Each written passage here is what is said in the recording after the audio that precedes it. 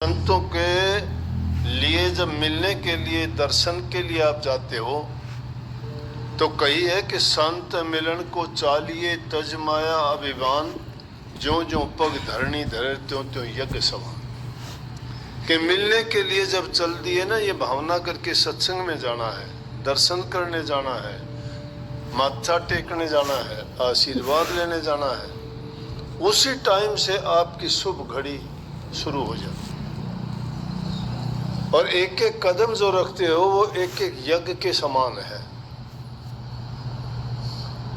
और सत्संग में अगर जाते हो तो तुम्हें कोटि यज्ञों का फल मिलता है। जो बात सत्संग में जाके तुम 5 मिनट में, 10 मिनट में, 15 मिनट, आध घंटे में संग करके जो शिक्षा ग्रहण कर लेते हो, वो तुम्हें महीनों तक ग्रंथ पढ़ने से भी ज्ञान नहीं मिलता। लेकिन सत्संग में जाने से सुनते ही आपको उस बात का ज्ञान हो जाएगा। वाणी में भी बड़ी शक्ति होती है, लेकिन जिनका चाव नहीं होता, जिनके दिल में उमंग नहीं है, जिनको लगन नहीं लगी है सच्ची, उन लोगों के लिए चीज़ मायने नहीं रखती। और जिनको लगन लग जाती है वो ये नहीं देखते मुझे तकलीफ़ है, वो ये नहीं देखते मेरी उम्र बड़ी है, वो ये नहीं देखते मैं अनपढ़ पढ़ा लिखा नहीं हूँ, वो ये नहीं कह सकते मेरे पास समय नहीं है। समय तो किसी के पास भी नहीं होता, क्योंकि समय कभी रुकता नहीं, चलता रहता है। समय पर काम करना जीव अपना एक कार्यक्रम बना के करता है। समय किसी का इंतज़ार नहीं किया करता। इंसान की ये मंदबुद्धि का कारण है कि किसी मुहूर्त का, किसी दिन का या समय का इंतज़ार करता है। क्योंकि आज कहे मैं काल करूँ, काल कहे फिर काल, आज कर के करते है अवसर जासी चाल। आज कहते हो कल करूँगा, कल कहते हो परसों करूँगा, ये आज कल के करने में अवसर हाथ से निकल जाता है और हम कुछ नहीं कर पाते। वाणी का महत्व, शब्द सुनते हो आपको अच्छा लगता है। वाणी एक तरह की नहीं होती, वाणी भयानक होती है। ये जीव को डराती है कि अगर तूने गंदे मंदे कर्म किए, पाप कर्म किए, किसी जीव को दुख दिया, किसी को पीड़ा दी, कोई किसी को सताया, तो तुझे भी दुख भोगने पड़े। वाणी डराती है। डरने के कारण आदमी वो बुरे कर्म से करने से बच जाता है। ये भयानक वाणी है, डरावनी, डराती है वो कि नरकों में जाना पड़ेगा, इस जीव की बहुत बुरी हालत होगी। शास्त्रों में लेख है, ये कहने की बात नहीं है। ये और जीवों को इतनी शक्ति, इतना विवेक और इतना ज्ञान नहीं मिला जो इंसान को मिला है। और इंसान ने वो खोज करके इन चीज़ों को सबको देखा और पाया है। इसीलिए संतों ने, महापुरुषों ने यहाँ के संसार के जीवों को ये चीज़ें बताई और समझाई हैं कि भाई खोटे और मंदे कर्म करने से बचा कर। रोचक वाणी होती है, रुचि बढ़ती है जिससे सुन के, प्यार की उमंग पैदा करती है, दिल में तड़प पैदा करती है, बिरह पैदा करती है वाणी। जब कभी विचलित होते हो, तुम्हें कोई दुख पीड़ा होती है, मन में परेशानियां होती हैं, सबको होती हैं। घर गृहस्थी में, संसार में आए हैं ये जीव, किसी को किसी तरह की, किसी को किसी तरह की कोई ना कोई परेशानी रहती है।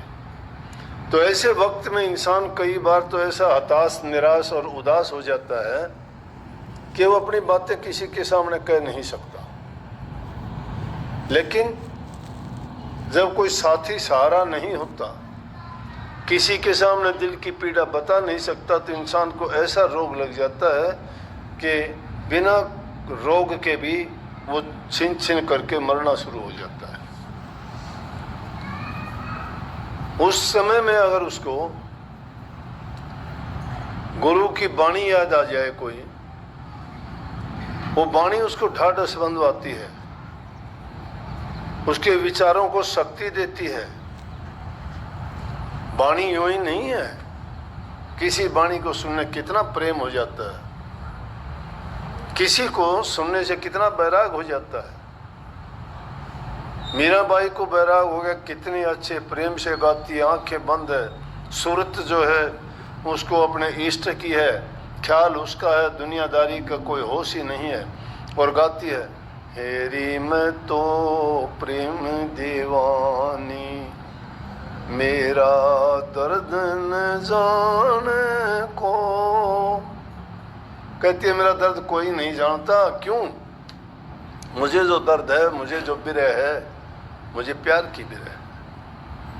तो वो तो ऐसी विरह है कि वो प्रकट करके बता सकती है, कह सकती है। कई बार उससे भी ऐसी बातें होती हैं कि इंसान को जो कोई हथियार से घाव नहीं लगता, वो वाणी का घाव लग जाता है।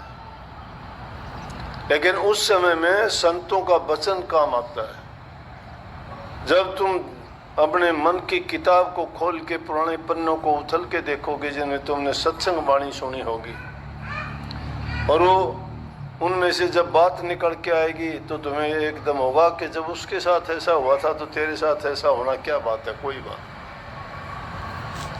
वक्त गुजर जाएगा, ये भी चला जाएगा, ठीक हो जाएगा।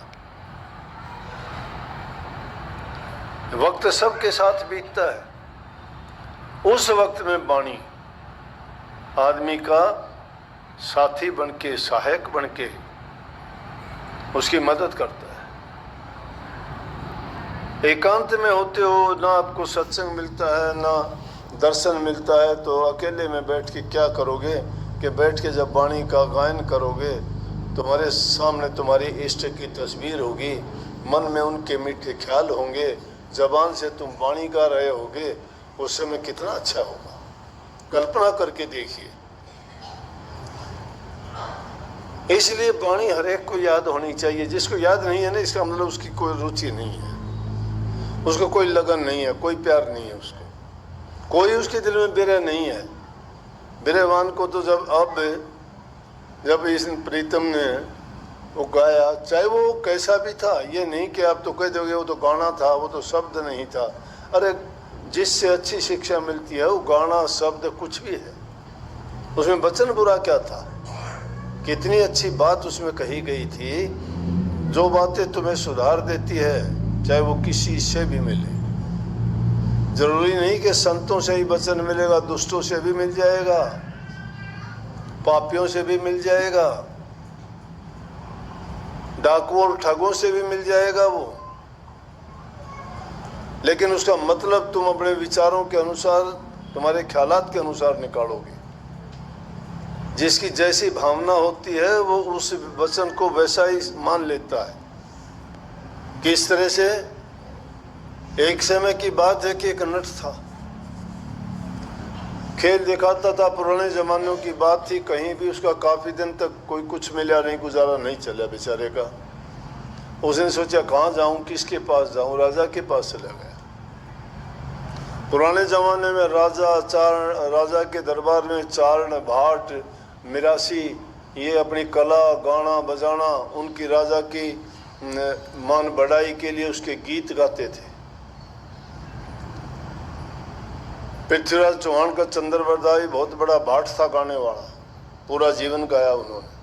क्यों? वो गाते थे, राजा इनाम देते थे, उनका गुजारा चलता था, परिवार चलता था, उनका रोजगार था ये। तो एक भाट को काफ़ी समय से कुछ भी मिला नहीं, नट कलाबाजी दिखाता था। उसने सोचा कहीं से भी कुछ नहीं मिलता है, गरीब लोग हैं, ये अपना गुजारा मुश्किल चलाते, तुझे क्या देंगे। खेल दिखाता, कोई कुछ नहीं देता, खेल दिखा के चल देता सामान बांध के। समय आया, उसने सोचा कि राजा के पास चलो। राजा के पास जाके सीधा नहीं जा सकता, एक मंत्री से बोला कि राजा से कहो मेरा खेल देख ले।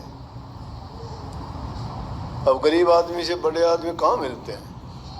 मंत्री के थ्रू मंत्री ने जाके कहा कि इस तरह से एक नट आया है, वो खेल दिखाना चाहता है। बोले हाँ देखेंगे, कह दो, बैठ जा। 2-4 दिन हो गए, राजा को याद ही नहीं, वो बेचारा बैठा रहा। सुखदेव मुनि को भी राजा जनक ने 10 दिन तक बैठाए रखा था, उन्होंने जानबूझ के बिठाया था। वो गए थे ज्ञान लेने के लिए, नाम लेने के लिए, गुरु बनाने के लिए। उनको भी बैठा के न उनका संयम देखना चाहा कि ये जिज्ञासु है कि नहीं है, नाम का अधिकारी है या नहीं है। ये भी परीक्षा होती है। कई बार लोग आके कहते कि दर्शन करने थे, मिलना था। बोला कि बैठ जा भाई थोड़ी देर। बोला नहीं नहीं मेरे को जल्दी है तो जा। तो इसका मतलब दर्शन करने का, जिनको दर्शन करने होते हैं और उनको कह दे कि आपको 2 घंटे इंतज़ार, कोई नहीं 2 घंटे इंतज़ार कर लेंगे, दर्शन तो हो जाएंगे ना, क्योंकि वो उस काम के लिए आया है। और गुजारा भी किया था, बैठ गया बेचारा, 2-3 दिन बैठा रहा। राजा को याद आई, यार वो भाई बिठाया था गया कि है। कहने लगे जी बैठा है बेचारा। क्यों? मंत्री की भी दोबारा हिम्मत नहीं। निरंकुश राजा होते थे, मंत्रियों को भी वो कह देते थे, लेकिन मंत्री उनको कहते थे जो मंत्रणा देते हैं। आजकल के मंत्री नहीं थे कि उनको विभाग दे दिया उसमें तू काम कर, नहीं। मंत्री का मतलब मंत्रणा देना, मंत्रणा का मतलब सलाह देना। जब भी कोई बात राज्य में होती थी वो उनको उचित सलाह देते थे कि ऐसा करने से ऐसा होगा। मंत्री ने जाके कहा जी आपने बिठाया था, बैठा गरीब आदमी, उसका देख लो एक दिन। बोले ओहो आज शाम को देखेंगे। शाम को कहा, बुलाया उसको। हाँ भाई दिखा खेल तेरा। रात का काम था, नट अपना खेल दिखाने लग गया। बांस काट के नटनी ऊपर चढ़ गई अपनी कला दिखाने के लिए। नट ढोलक बजाता रहा नीचे और गाता रहा। वो कला दिखाते दिखाते, ढोलक बजाते बजाते आधी रात से भी डर गई।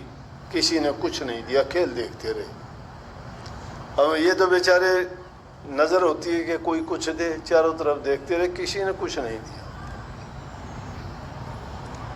आखिर उन्होंने गाना गाया, तो उस गाने को सुन के उनको ऐसी बिरह हुई। और वो गाना था, बोला घनी गई थोड़ी रही वाह भी बीती जा। वो कही नट ने, क्योंकि कुछ भी नहीं मिला तो थाप जो है आडी टेढ़ी लगने लगी ढोलकी के कि मैं कमाई तो सही मारे।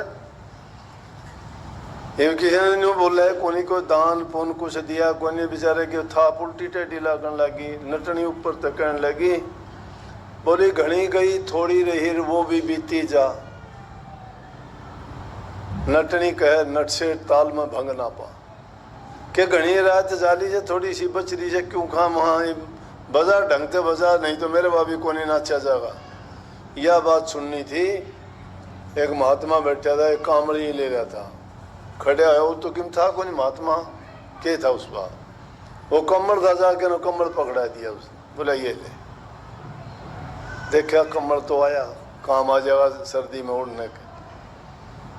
थोड़ी देर के बाद में मंत्री की लड़की थी, उसने जाके ने अपने गले के हार वो तार के पकड़ा दिए। मंत्री ने भी देखा, राजा ने भी देखा। ऐसी क्या बात होगी भाई, इनके क्या ज्ञान पड़ गया कि सब की मिल लुटाने लग गई है। वो हार थोड़ी देर के बाद में देखा उसका खुद का लड़का भी उठा, जो मोतियों के हार उसके गले में थे वो काट के जाके उसको दे दिए।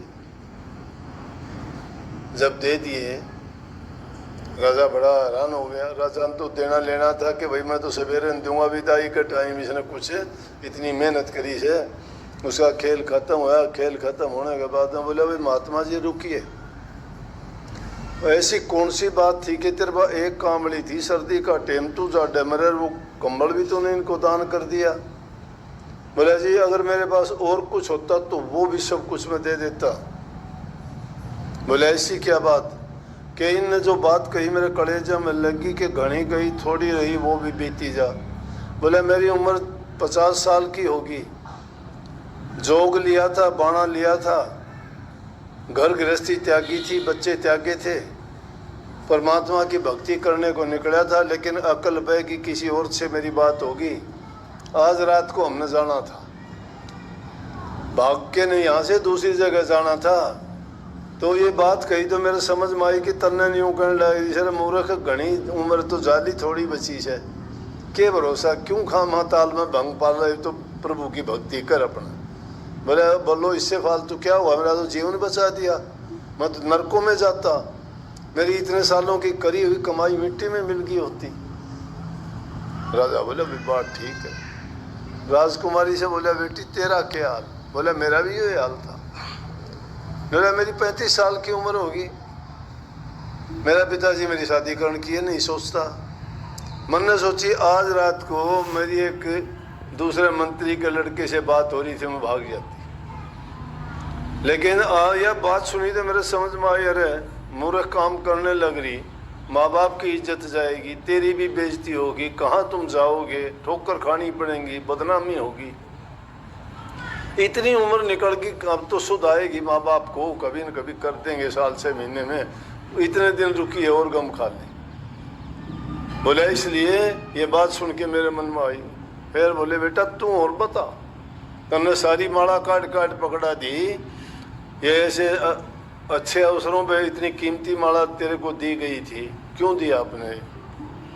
बोले पिताजी आप बूढ़े हो गए, मैं जवान हुए काफ़ी साल हो गए, मेरी उम्र 45 साल की होगी, मैं इंतज़ार करूं कि उन्हें गद्दी पे बिठा होगा, कद उन राजा बना होगा, तू गद्दी के चिपटा बैठा छोड़ता नहीं, मेरी उम्र ढलने लग रही कि आज आपको मैं मारता और गद्दी पर मैं बैठता।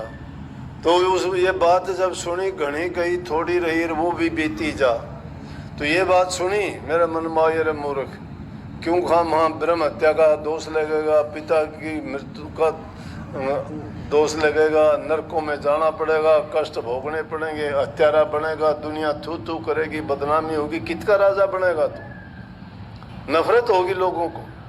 जब इसने ये बात कही, घनी गई कि चलो और साल 2 साल कर लेगा, नंबर 13 ऐसे और कोई तो सही कोई नहीं, तो अकेला है, गद्दी तन्ने मिलनी है। पिताजी और कुछ होता तो मैं सब कुछ दे देता। ने बोला बेटा बात सही है।